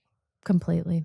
And she's the best looking person on the whole show. She looks fabulous. I know. Really undermining what the beauty is trying to do. That's what I thought too. I was like, so you're just showing me an older woman who looks gorgeous and stunning and like fabulous. Like, right, you're screwing up your whole thesis here. Yeah, I feel like the substance. I mean, I don't think that there's any sort of like claim to be made of stealing ideas now, because this is the state of the world. I think the substance was obviously in the works before Ozempic became super mainstream, but even in like episode 3 of The Beauty, which is the last episode that's out as of our recording, they mention Ozempic by name. As like comparable to what they're doing with The Beauty. Yeah. Like this is like the face version of an Ozempic sort of thing, even though it addresses the full body. And the other thing I thought was really dystopian but not surprising is just like all of the commercials I was getting while watching this were for weight loss drugs and for Eli Lilly. And oh man. Amazing. Oh, wait, I just remembered another complaint that I have about the beauty standards of this show is they're trying to convince me that Anthony Ramos is ugly because he has an eye patch. Get a fucking grip. Anthony Ramos is like the most stunningly gorgeous man. And also he is dressed insanely well in the show. Yeah. His little Chelsea boots are the most beautiful shoes I've ever seen in my life. He's dressed in all black, just like stunning. Yeah. And then in one scene he covers that eye patch. Yes. Oh my God. In one scene he covers up his eye patch and the guy's like, "Oh my God, you're gorgeous. Did you take the beauty?" Oh my God, I forgot about that scene. I was like, are we not looking at the same fucking jawline? Like, are you kidding me? Like, he thought I was stunning. Check it out now. Think again. Like, I'm one of the OG people who took the beauty. It's like, yeah, I can see that. I don't need you to cover your eye patch. There's like, I mean, really weird stuff going on here with like trying to comment on beauty standards while also reinforcing them completely to the point that you can't make any useful commentary. I'm thinking about the incel guy who goes to the plastic surgeon and then takes the beauty shot. Okay, can I also just say I have a big problem with the incel guy because you're telling me that this gooner is sitting in his basement jacking off to girls on OnlyFans and webcams or whatever in chat rooms, in the type of chat room where he would get recommendation for a plastic surgeon to like fix himself. And then he would go to that plastic surgeon and he both doesn't know the word incel and he doesn't know what a chat is. Doesn't know what a chat is. What reality are we living in? And also my other problem with the gooner is what year is this supposed to be? Because the gooner is on a computer from like 2002 and he's talking in an AIM chat room from 2002. Crazy. Yes, but they're trying to tell me in every other way that this is the future, that we're in the future. And I'm like, then why is he living 20 years in the past and doesn't know what an incel or a chat is? But he's in an incel chat room. I also think it's very problematic to make the incel in your show, who is emblematic of the incel community, who says, "I'm ugly, I need to be fixed," this fat black man. You know it. Like, that is just reinforcing the current beauty standard and also counter to reality of the kinds of people who generally populate these chat rooms and are looks maxing and going to like, it's so offensive to every cell in my body. But also after this guy gets his like initial plastic surgery and looks like a Chad, doesn't he look like The Weeknd? Doesn't he look like The Weeknd's like performance art when he did it? Yes, he looks exactly like him. That's such a good point. Oh man. Good God. Oh, also I wrote during his section, well, I have a few notes. I said, you're telling me this guy doesn't know what an incel is. And then I said, copulate with females is an insane sentence. That's what the doctor says. He says, I assume you want to copulate with females. Don't say that. No one say that. And then I said, no joke, stand up would probably fix this dude. I know. He's like, should I do stand up? And the doctor's like, no, you need to get hot. I heard that and I was like, honestly, and probably do remarkable stuff for your self-confidence, and you'd probably get laid a lot. And that's like so he much does more have a sparkling attractive. personality. He says in the show, he's like, I have a sparkling personality, even though I'm ugly. And he low-key does have a sparkling personality because he is not only funny, we then watch him do this dance with the girls in the bar. And I was like, I love this dude. I know. Yeah. I know. He just needs like a supportive community to nurture these nice aspects of himself instead of the aspects that just like want to kill people, and he eventually becomes like a hired hand for this Anthony Ramos character. Oh right, he's murderous. Underneath all of it, violent. We discover he loves just killing people, and he's been waiting for this opportunity. That's what he really will build his self-esteem is being hot and also then murdering other hot people. Yeah. Yep. You know what will build your self-esteem? Just killing people. Which is, incidentally, I think what ICE recruiters are telling people. They're like recruiting lonely men who want to feel powerful. But anyway, I feel like there's a lot of other eugenics-y stuff in here, whether as a joke, but it doesn't really function as a joke because what's the joke? You're there's not like no saying joke. it There's ironically. No punchline. Like the doctor is like, you're ugly. It's the fault of your mother and father's chromosomes. Yes. And he says, this is a direct quote. It's not your fault. It's your literal bones that make you unfuckable. I wrote down exactly that. Oh my God. I wrote down the whole thing. It's your literal bones that make you unfuckable and keep you from the happiness you're entitled to. I wrote that down because it was so insane. You're entitled to. And I mean, like, I could see these lines being useful in a show that has something to say about the fact that this entitlement exists in the world and these kind of men exist in the world, whatever, but it just does not seem to be saying anything. No, the thing that they have to say is like, yeah, that's true. And you are entitled to this. You are entitled to that happiness, and you are unfuckable because of your literal bones. And your chromosomes. Because of your chromosomes and your bones, you will never find happiness. I think it's so wild. It's amazing.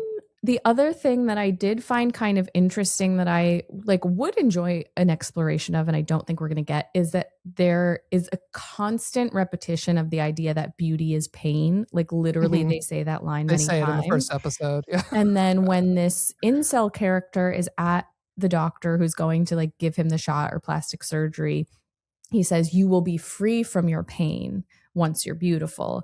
And I do think there's an interesting interplay there between types of pain and what kind of pain we're willing to endure, and like the physical pain of beauty as a mirror of the emotional or psychological pain we're in because of beauty culture.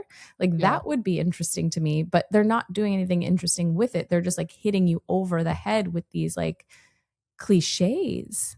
Yes, and also Anthony Ramos gives the incel kid like a whole speech about like the pain of being ugly, and I'm just like, bitch, he knows. Like, why do you think he took this formula to begin? Like, you're preaching to the choir, buddy. Like, I don't get the point of that monologue. He's like, I know acutely, actually. Okay, you had some very interesting points that I don't think we hit on yet about what these people are choosing to do with their hotness once they get the beauty.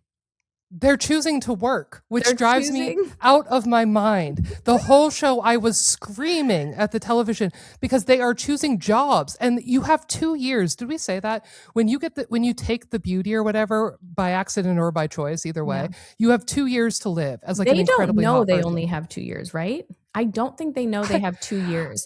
Maybe not, but they're certainly starting to get the picture as each one of them explodes across the globe. Surely you're starting to think, first, they do not know they have 2 years, but they get into these hot bodies and they're like, I know what I'm going to use my hotness to do. I'm going to work as an I'm gonna intern at the model. Vogue accessories closet. Okay, well that was the next. They already lost me with their first two examples of people who are like doing this and then blowing up are Bella Hadid and then another influencer girl, but both of them are models. And I'm like, so you decided to become the hottest person alive to model? You want to like one of the most ungrateful, grueling, unpleasant jobs where everyone's super hot. So I don't even see how you would be guaranteed to be like the best model. No, like you'd still have to have something interesting that sets and you're you competing apart against other beautified people for it. Yeah, exactly. The other models are also beautified, so you don't even have that industry to enter.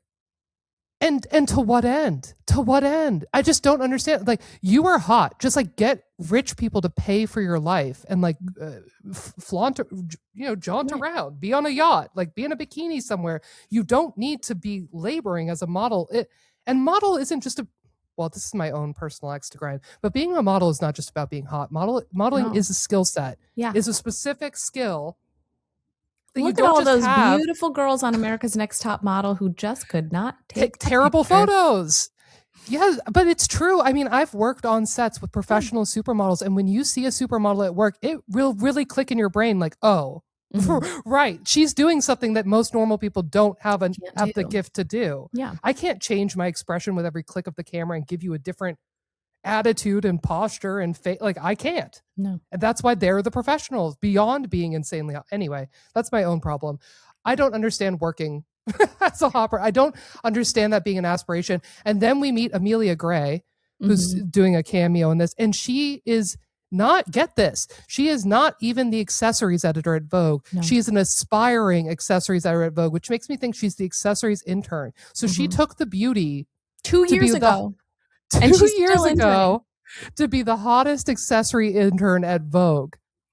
You have labored in a closet at being very hot for 2 years to what? I don't get it. No, it doesn't make sense. It simply doesn't make sense. Like, that's not even a prestigious job. No. That's not You're like, telling me your beauty didn't even get you ahead? Like, isn't the point of being this so hot is that it just like gets you ahead without having to work so hard? Like, why weren't you promoted the second they saw how gorgeous you were? Like, put you in the front of house at Vogue or something. Get you on a set. That becomes part of the show where it's like, see, even if you're hot, it's not that much of an advantage, but I don't think that's where we're going. I'm telling you, it's not coming. They're never going to get there. That is not the moral of the story. That is not where we're going. I do think I'll continue watching because I want to know what they're doing with it. Well, now I'm in so deep. Angry about it. Yeah, I'm going to have to watch. I'm in 3 episodes deep. I also made a note in episode 2, which episode 2 is 24 minutes long.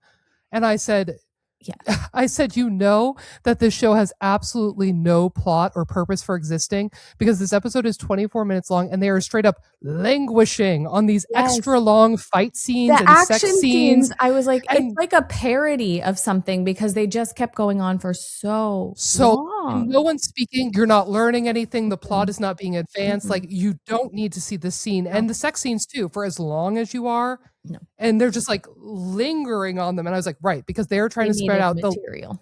It's the least amount of plot spread out across the most amount of episodes I've ever seen in a TV show. It's crazy. It's crazy. I rewatched this morning, like in the background while I was working on something else.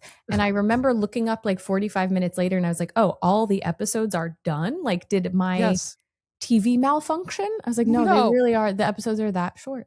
And nothing's happening in any of them. I also wrote free Evan Peters at one point. Like, I don't understand how he got trapped in this Ryan Murphy circle of hell. And to me, I always see Evan Peters, and maybe I just feel this way because I'm nostalgic about his performances in early seasons of American Horror Story.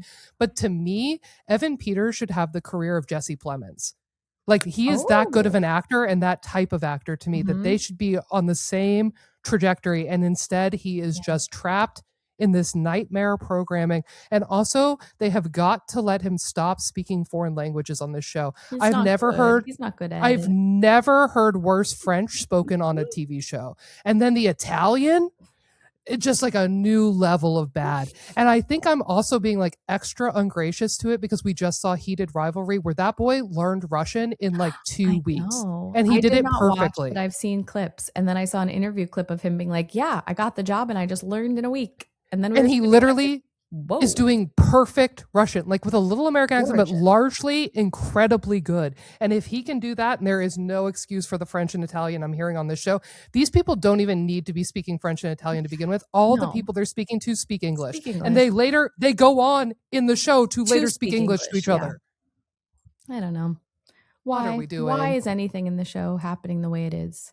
I don't We'll know. never What else do I have to say? Meghan Trainor is good at acting. That's what I have to say. Oh yeah, there is a Meghan Trainor and Ben Platt. They both have Well, cameos Ben Platt, as Vogue employees in the Condé Nast lunchroom, and she is quite good. I think she's a star, and I don't know why she doesn't need to be a pop star. We don't need to hear her music anymore, but I do think we should cast her in. She was very funny to me. Yeah. I thought she did a really good job. Yeah, that was in a show where no one's doing a good job, it really stands out. Mm-hmm. Yeah. Is that it? I think that might be all. I think that's most of my. I think that's most of my points of contention. I'm just looking over quickly to see if there's anything.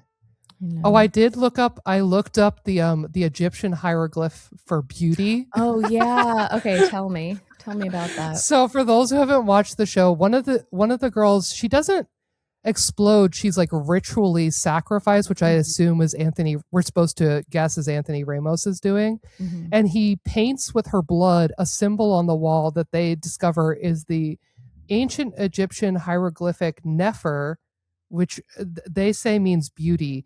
And like it sort of is kind of what Wikipedia taught me. It's like beauty is its secondary meaning. Its primary meaning is perfect, complete.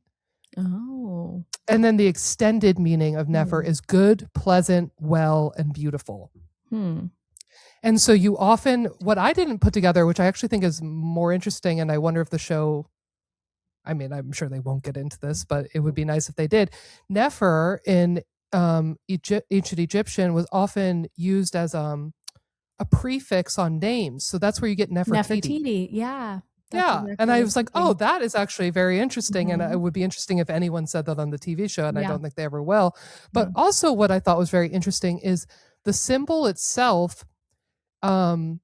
Like Egyptologists have discovered that they believe that the symbol itself is meant to represent the heart and the trachea in the body. Interesting. Because it mimics, I don't know. You have to look at it, I guess, for people to understand what the symbol looks like. But the triangle at the bottom is the heart. And then when you have the tube up being the trachea. And then in other versions of the symbol, there are lines to either side that are supposed to be, I forget what they said, like the vocal cords or something. Anyway.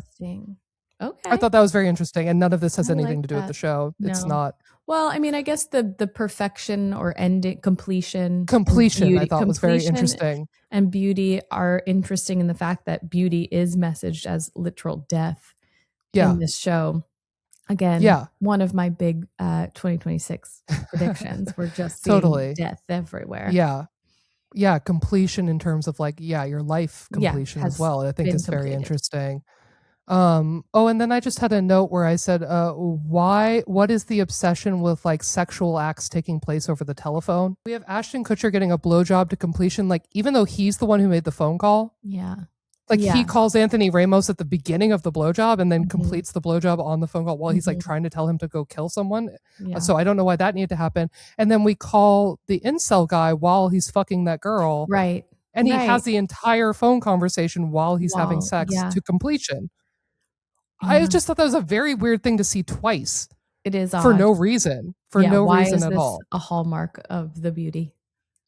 And then I guess my last note, I just said, sorry, Ryan Murphy, but you are not for a second about to reclaim the song Teardrop by Massive Attack and pretend that it is not the opening theme song to House MD. Oh my gosh, yes. You're not. You're just not going to rebrand that. Sorry. No. That's the House MD theme song. And having a cover of it isn't going to make me forget that. No. You don't get to use that in your show, actually. That is for Dr. Gregory House and Dr. Gregory House only. That's what I said. That was my note. I said, is for my King Hugh Laurie and only him. Not on my watch. That's it. That's all I have to say. Okay. Well, don't watch the beauty, but don't watch the beauty. Oh, Let I us did know have what you one think. question. Are hot people getting free French fries at Applebee's? Is that the lesson I was supposed to take away from that? Because they do get free French fries, and I was like, excuse me, beauty privilege, No, I pretty don't think privilege. so. I don't know. I I want mean, free I've never fries. experienced it, so I can't say. Well, we Not haven't that I been would. beautified though, so we don't I know. know. And also, if Well, anyone can tell me where Anthony Ramos's boots are from, I would love to own them. They're there's so got to be an gorgeous. Instagram They're account for that. so gorgeous. They're the most gorgeous shoe I've seen in 1,000 years. That's all. You should look up who does the costuming and then DM them. That's a great point. You're an I will do Instagram that, celeb. actually. They'll get back That's to you right. immediately. They're going That's to want right. the coverage. Mess of the month? Yes. Mess of the month. And I've had a last minute change to my mess of the month. And me. It's, well, you know, it's Bryan Johnson. Oh my gosh. Yes. The most beautiful mess we have. The most beautiful mess that we have, our fave, our personal fave of the pod. Well, this started because I shared with Jess a screenshot of a long screed that he wrote on social media in tribute to his new love.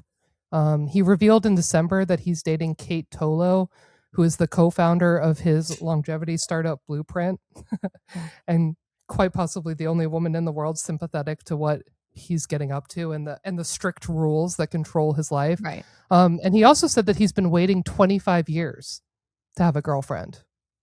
So I mean, he was married. He has children. That's insane. But yeah, this is a divorced man with like a 20-year-old child.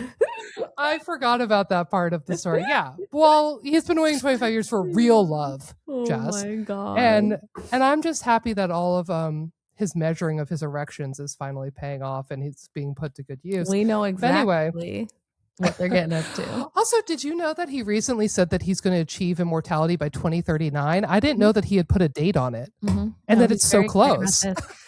After you share this story, I have some like shameful Blueprint sleuthing that I've done to share. Okay, fantastic. And so I originally I was going to read you guys the Instagram screed announcing the relationship and their reunion, and then while I was looking for it, I found out that he straight up wrote erotica about his copulation with females, to put it in beauty terms. And so instead I'm going to do a reading of the erotica he wrote for his love, and I apologize in advance, but I had to read it, and so now everyone has to hear it. And I think he deserves his own Heated Rivalry spinoff, since we've been talking Heated Rivalry. Ooh, yeah. Like the longevity. Yeah. And endless love. How about that? Perfect. Thank you so much. Perfect. Okay. Are you ready? I'm so ready. As ready as you'll ever be? I'm so ready. He published this on social media. I just need everyone to know that this is free for the public to read. My hand slides under her shirt, tracing the contours of her spine. The slow, deliberate movement ignites her mechanoreceptors, generating a current that speaks safety and pleasure. Microbursts lift the skin into goosebumps. Her hair stands perpendicular, increasing the drag of my fingertips. I'm really trying not to laugh. I'm so sorry. She asks for more. My left hand anchors the curve of her waist, pulling her close. My arms establish a perimeter of safety, holding back the world's chaos. The warmth soothes and excites. Her vagus nerve activates, pulling her breath down deep and slow. For days, we've architected this moment in messages. Our imaginations have already lived this. The pent-up energy radiates. My heart aches with affection for this woman. Her nervous system knows. It is the architecture of her cognition that pulls me in. She is Van Gogh, painting the world with the turbulence of possibility. Light pours in. Her mind refracts it into color, shattering the monochrome of the status quo. My lips brush her cheek. My hands hold the nape of her neck. The firm pressure asks her...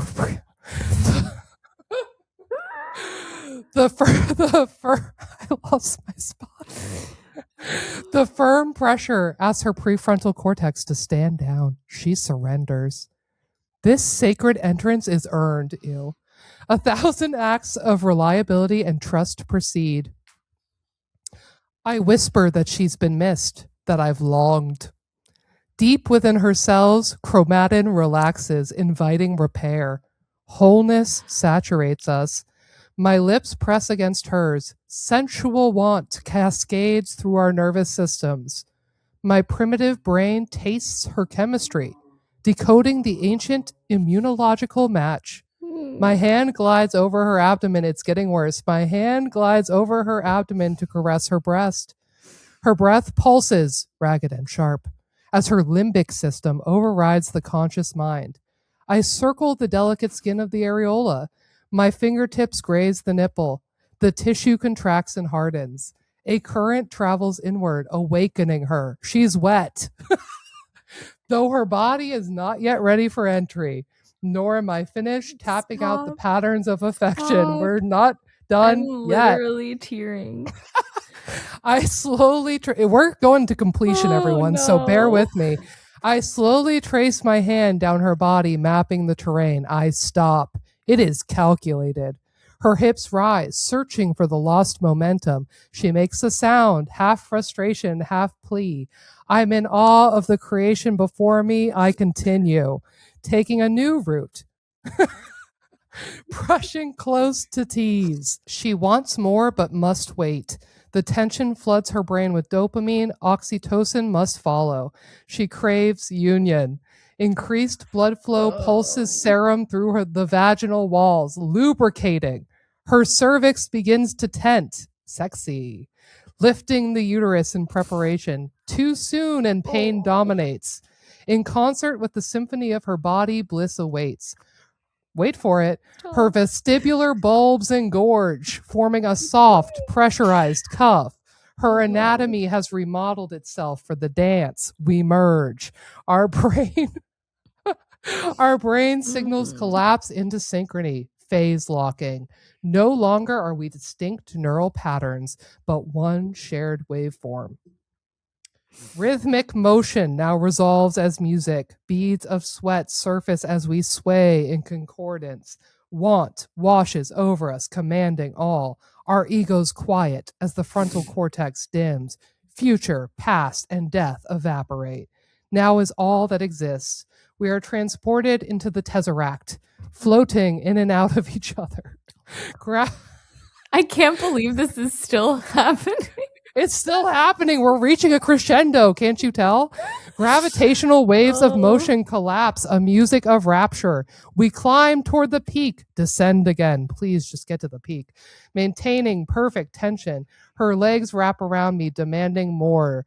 Boundaries are erased. Full body release waits in suspended agony. Yet we stubbornly refuse to concede. There is an end.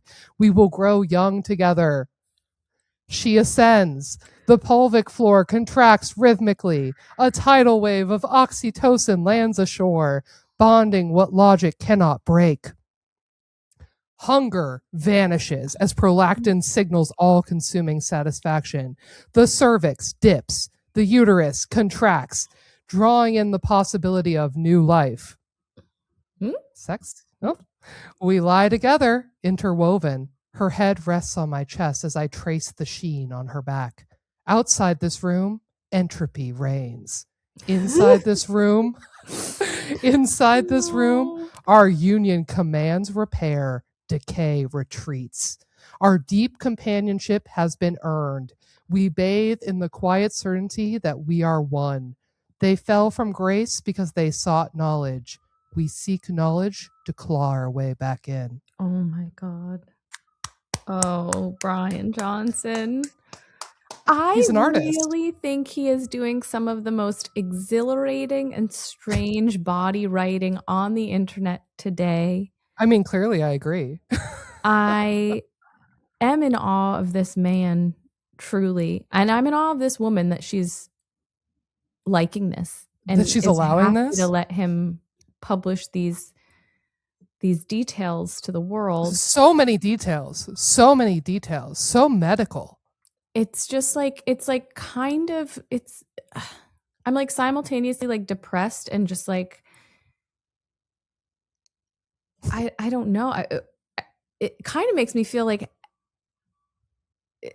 happy that You're speechless. I'm speechless because it's like I find it so beautiful and so depressing that he's been able to turn like falling in love into this like this medical benefit. Like he's so happy to have sex with her because it's so good for their bodies and their Well, I mean, I wrote this in my markers. newsletter with the original announcement is it's like, it's very difficult to differentiate with him. Like, do you love this woman or do you love the health benefits that being in love imparts upon you? Yeah, You it's like, hard to tell. there's a lot of benefits that come from being in love and being in sexual connection and relationship with someone else. And it seems like he loves the anti-aging properties of that. I would say maybe more than he loves the real companionship of a human woman. Yeah. Which I just find fascinating. And also I find fascinating that like much like everything about the Blueprint project, like the erotica, like he's imagined to take away everything that is like erotic or human about it. Messy. Yeah. Yeah. And like it's so interesting to me to want to live forever by eliminating all of the like fun human parts of living. And he's now done that with sex. It's just like an extension, I guess, of like the joylessness of living forever. Yes. Completely. I love it. I think it's incredible. I think he should write a book. I think he should write erotic fiction. If he's listening, Bryan Johnson, this is what you should be putting on your Substack. He has a absolutely. Substack. Have you read it? Oh, no. It's fascinating, but he is not putting his erotica on there. He should. And he absolutely should. Like this shit would go viral. What he's posting now is not necessarily doing numbers yet. And he's still like mixing in his weird little like longevity agenda in there, but I think there's a more palatable, insane way of doing it, which is this stuff. The stuff that he writes for his girlfriend is so wild. Everyone would read it. It's fresh. It's new. It's fresh. Exciting. He's a new literary it boy on the scene if he starts publishing this on Substack, I believe. Totally. I was very intrigued by all of this, and I went to the Blueprint website, and I did not know that he has his own skincare line. Yeah. I'm very intrigued to try. I'm like, should I do an experiment where I do like a month of Bryan Johnson's skincare and see what happens? They have a meal delivery service. I'm like, what if I eat like Bryan Johnson for a week? I kind of just want to try it all and write it off on my taxes. Please do. And do an experiment of living like Bryan Johnson. But I have to say the funniest thing about his website, on all of the products, they have like this chart where it's like the Blueprint product versus other brands. And it's like clinical trials, like Blueprint, check, other brands, no. Safe ingredients, Blueprint, check, other brands, no. One of them is used by Bryan Johnson. Blueprint, check, other brands, no. It's so funny. Cool. I love what they're doing that by myself, marketing wise, and I think I am going to. I desperately need you to live like Bryan Johnson for a month, but you have to do the full protocol. You have to do everything. And will John let you write about your sex life like this? Because I think John would. I think he would be supportive of me. I would just have to delete his parents from the mailing list of the newsletter. But you also have to make it clear to them that this is for science. This is science. It's not for your relationship or for love or like for your longevity. This is for science. This is for science. I think they will not understand, but it's okay. I'll hide it from them. And John and I will be having a conversation this evening. Beautiful. I support you. Oh, okay. On a little bit of a more despairing note, my mess of the month is the influencers, brand founders, general beauty people who are earnestly engaging in anti-ICE posts on social media, posting about calling your representatives, how you can help people in Minnesota, coming out against the horrific actions of ICE while wearing their own products or products you can buy through their affiliate links in terms of under eye patches with the brand logo on them, pimple patches, etc. I see. Particularly distasteful when it's coming from like a person who owns that brand. Sure. And, like, it feels just so weird and disrespectful, especially in posts about like Renee Good, Alex Reddy, these people who have died at the hands of ICE, and we're posting about it, and we're also simultaneously turning it into an ad. And Yeah. just something about seeing that makes me feel so gross. And I'm like, Yeah. I'm at war with myself because it's like, I don't want to promote infighting. Like, these are clearly people on the side of Right. good. The right. Right. The like The right thing. anti-ICE, I agree ideologically. Yeah.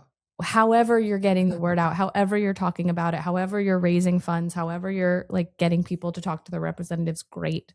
But I don't know, Sure. something about it is so gross to like have that type of content double as an undisclosed ad for your Absolutely. brand. Absolutely. And yeah, I It don't also know. feels like an extension of I made this joke on Substack the other day, but it does feel like an extension of this, which is I said it's the TikTok shopification of civil war. Yes. And it does feel like Yes. an extension of that because we are currently seeing people on TikTok like selling gas masks and pepper spray and Right. what do they call those things you put on your knuckles? Why am I I forgetting the don't word? You know. know what I'm talking about? Where you like Brass knuckles? brass knuckles. Yeah. That's literally the word I couldn't think of.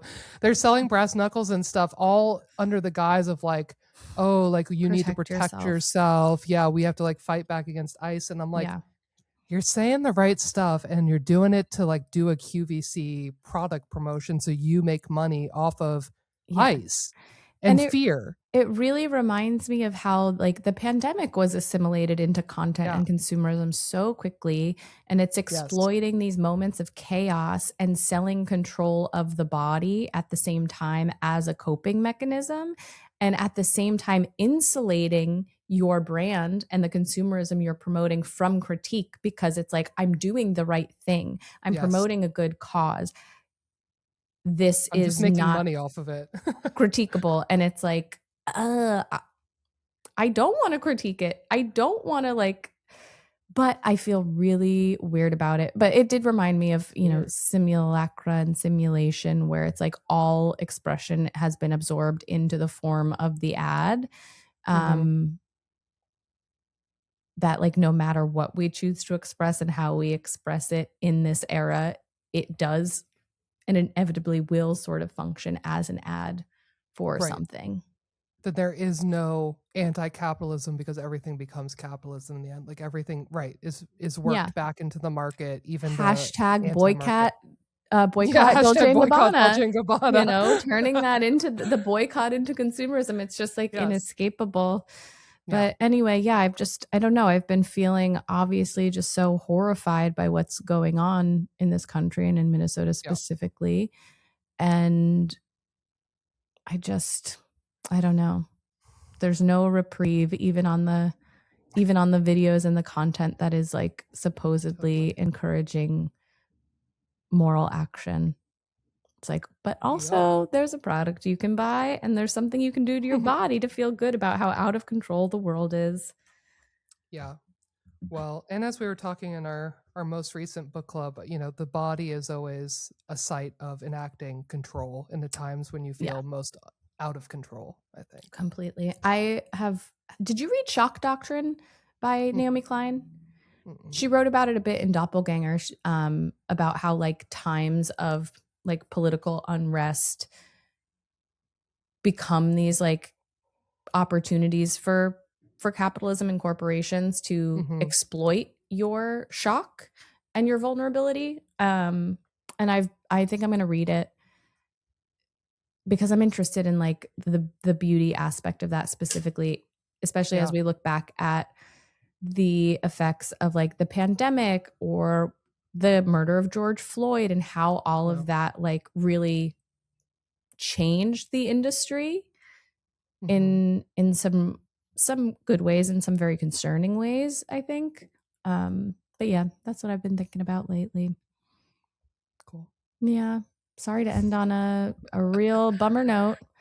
It's okay. But I'm sure everyone already turned the podcast off after I got like 3 lines into the Bryan Johnson erotica, so I'm it sure no one was even heard that it part. was so good and so long. So So long, punishing. Brian. Yeah. We need to work on some brevity.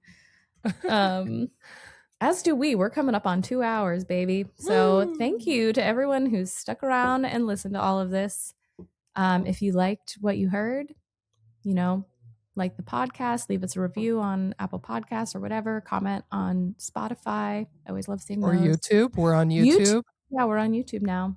You can watch us talk about all this stuff, and you can leave lovely little comments on there. I'm trying to get better about my on-camera presence, but I just can't stop like sipping my coffee while we talk. So sorry if that's distracting. Whatever. I gotta live my life. Yeah, gotta do it. Okay. Gotta have my Java. All right. We will see you next month. Bye. Bye.